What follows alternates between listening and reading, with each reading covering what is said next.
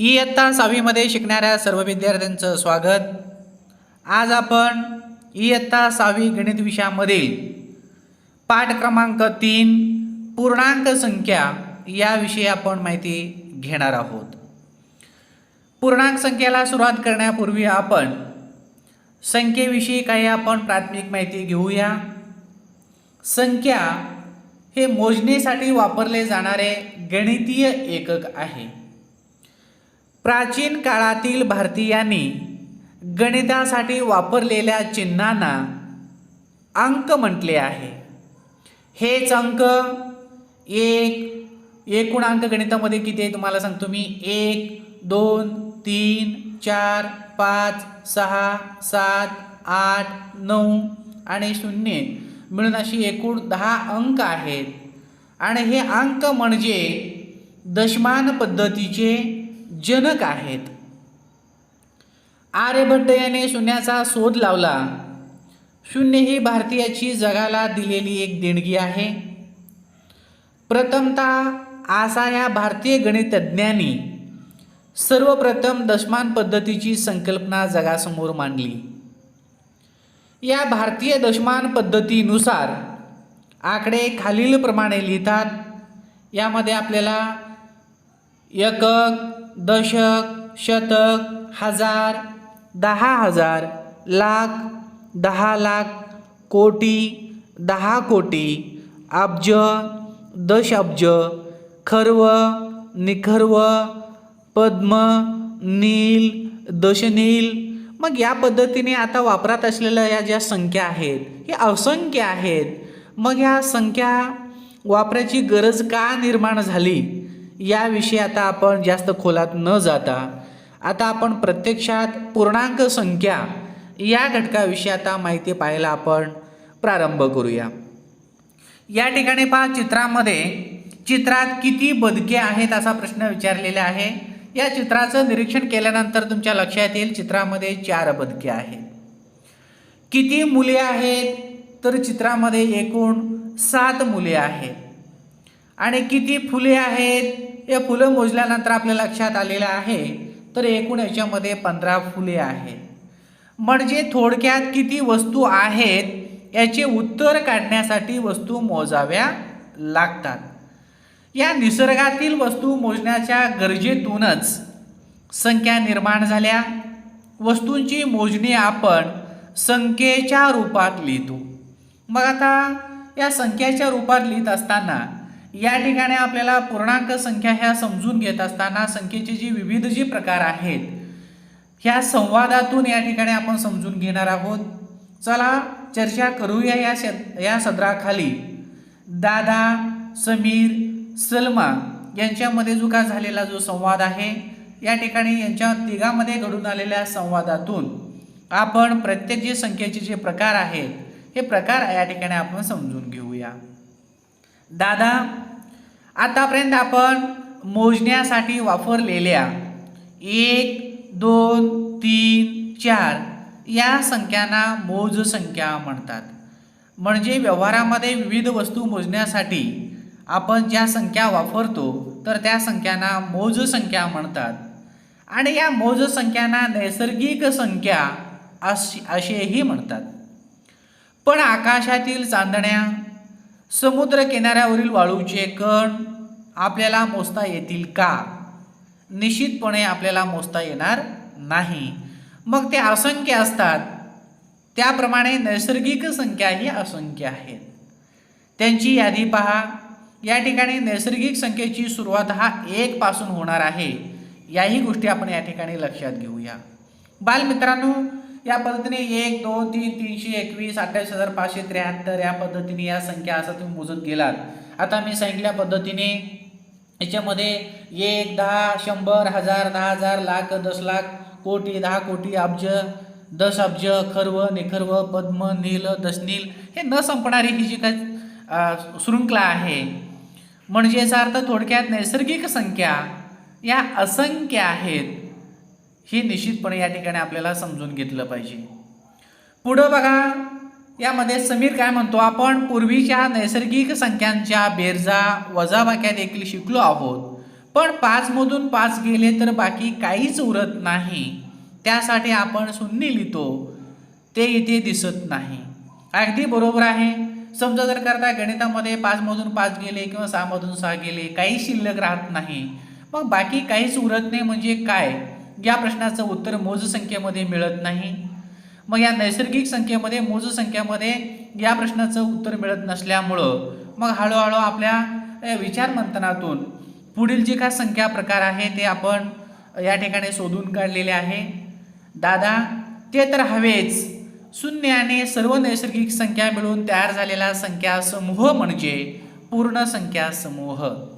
या ठिकाणी या मोज संख्येमध्ये या नैसर्गिक संख्या समूहामध्ये ज्यावेळी आपण शून्य मिळवतो, 0 मिळवतो, त्यावेळी तयार होणारा जो काय संख्या समूह आहे तर त्याला पूर्ण संख्या म्हणतात. म्हणजे बऱ्यापैकी आपण व्यवहारामध्ये ज्या गोष्टी आपण करत असतो त्यामध्ये काहीही नाही, शिल्लक काहीच राहिलं नाही, बाकी काहीच उरलं नाही.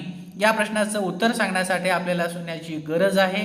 मग हा शून्याची गरज ज्यावेळी या संख्या समूहामधून पूर्ण होईल तर त्याला पूर्ण संख्या म्हणतात.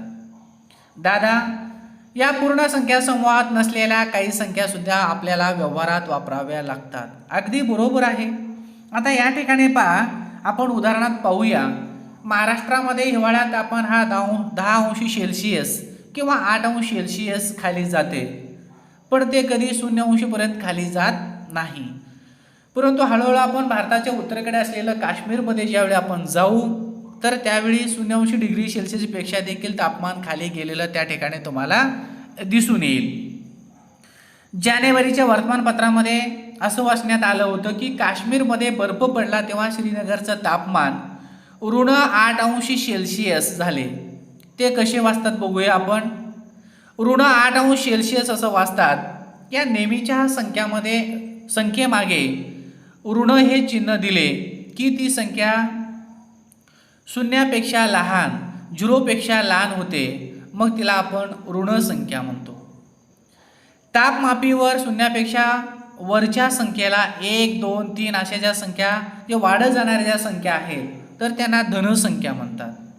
आणि शून्याच्या खालच्या बाजूला संख्या क्रमाने लहान लहान होत जातात, म्हणजे -1, -2, -3 अशा ज्या संख्या आहेत तर त्या संख्या यांना आपण ऋण संख्या म्हणतो.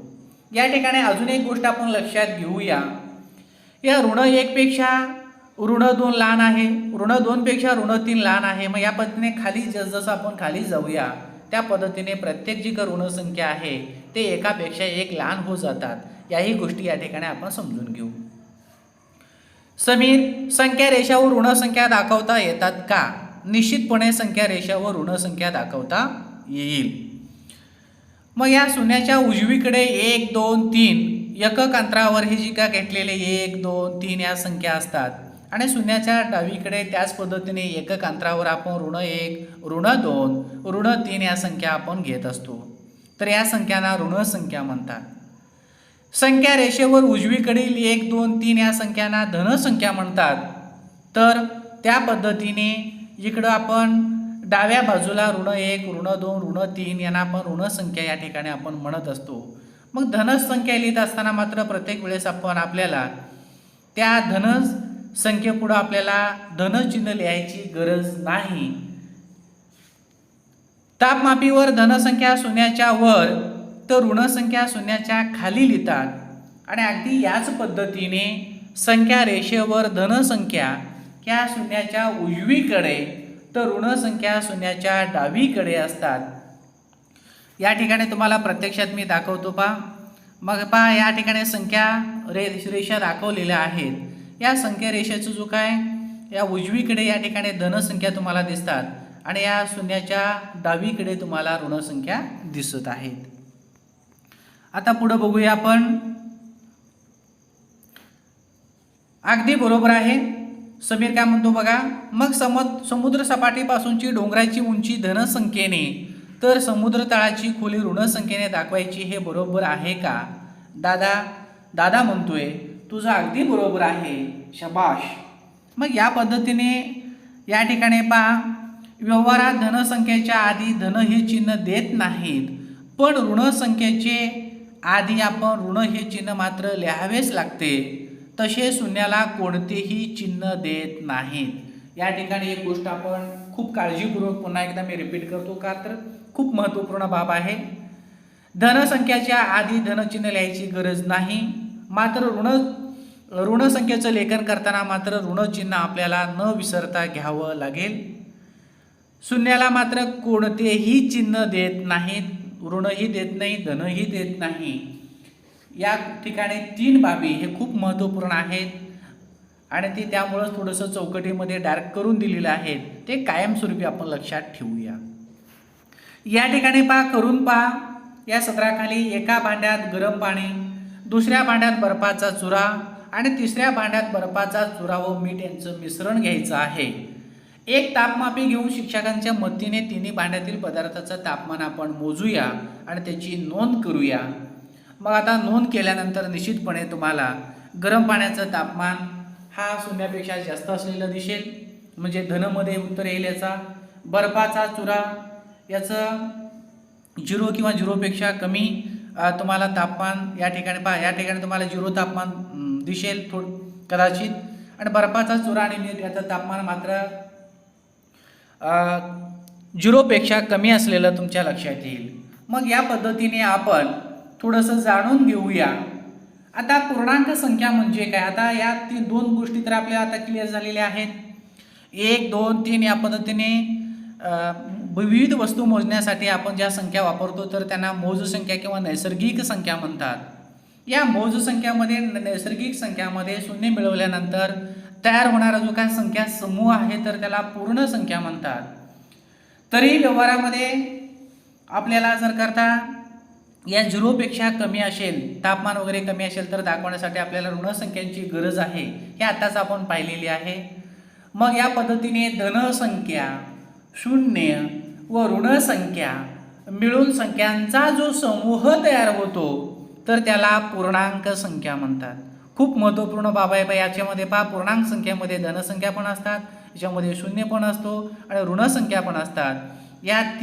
या सर्व बाबी मिळून, या सर्व संख्यांचा समूह मिळून तयार होणारा जो संख्या समूह आहे तर त्या संख्या समूहाला पूर्ण संख्या समूह म्हणतात।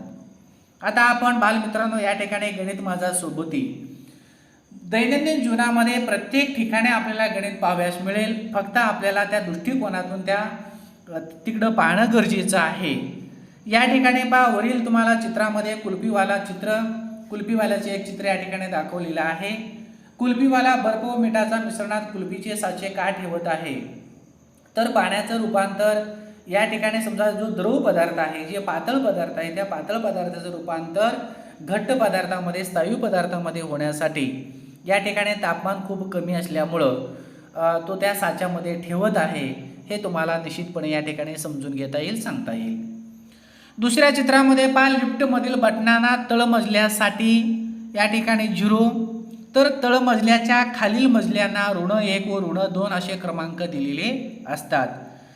मग या ठिकाणी समजा तुम्हाला जर करता तळमजल्यावर जायचं असेल तर तुम्हाला ऋण 1 किंवा ऋण 2 त्या ठिकाणी तुम्हाला काय करावं लागेल, प्रेस करावं लागेल।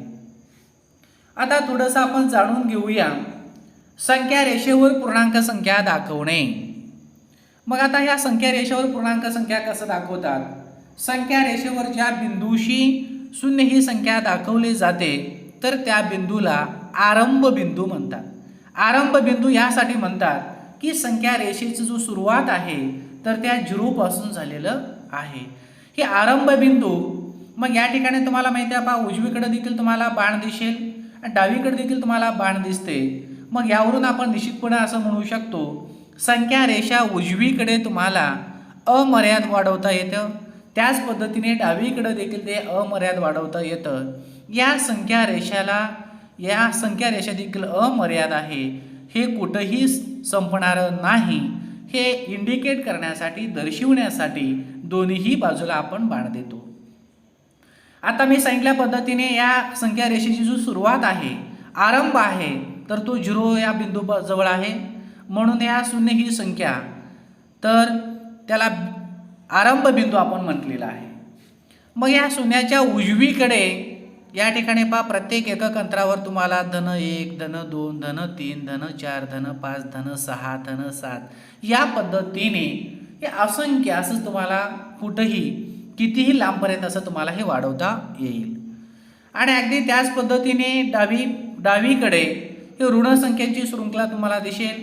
ऋण 1, ऋण 2, ऋण 3, ऋण 4, ऋण 5, ऋण 6 या पद्धतीने या पूर्णांक संख्या रेषेवर दाखवत असताना ही जी काही झिरो आहे तर या झिरोला आरंभ बिंदू म्हणतात. आणि या शून्याच्या उजवीकडे धनसंख्या असतात आणि या शून्याच्या डावीकडे म्हणजे आरंभ बिंदूच्या डावीकडे ऋण संख्या असतात व आरंभ बिंदूच्या उजवीकडे धनसंख्या असतात. मग आपल्याला आता संख्या रेषेवर ऋण 7 व धन 8 ही संख्या जर तुम्हाला दाखवायचं असेल तर या पद्धतीने प्रत्येक एकक अंतरावर तुम्हाला 1, 2, 3 या पद्धतीने आपण 8 पर्यंत आपल्याला उजवीकडे घ्यावं लागेल. आणि ऋण 7 दाखवायचं असल्यामुळं डावीकडं आपल्याला 7 पर्यंत घ्यावं लागेल. या पद्धतीने संख्या रेषेवर आपल्याला धनसंख्या आणि ऋण संख्या या ठिकाणी दाखवता येईल. अतिशय सोपी आणि अतिशय इंटरेस्टिंग असा जो भाग आहे तर तो पूर्णांक संख्या या घटकामध्ये आपण पाहणार आहोत. या पूर्णांक संख्या या घटकावर आधारित असलेलं जो काय सराव संच 4 आहे तर ते आपण उद्याच्या तासिकेमध्ये पाहणार आहोत. बालमित्रांनो, इयत्ता 6वीच्या वर्गातील प्रत्येक विषयामधील प्रत्येक भाग अतिशय काळजीपूर्वक तुम्हाला समजून घेण्यासाठी किंवा प्रत्येक घटकाचं सूक्ष्म अध्ययन करण्यासाठी तुम्ही माझ्या यूट्यूब चॅनलला सबस्क्राईब करा, लाईक करा आणि प्रत्येक नवीन भाग आपण रोजच्या रोज पाहत राहूया. आणि आपल्याबरोबर आपल्या मित्रमैत्रिणींना देखील आपण लिंक पाठवूया. आणि सर्वांना शाळा बंद पण शिक्षण सुरू या अभियानाअंतर्गत त्यांचंही शिक्षण आपण चालू ठेवण्यासाठी प्रयत्नशील राहूया. धन्यवाद.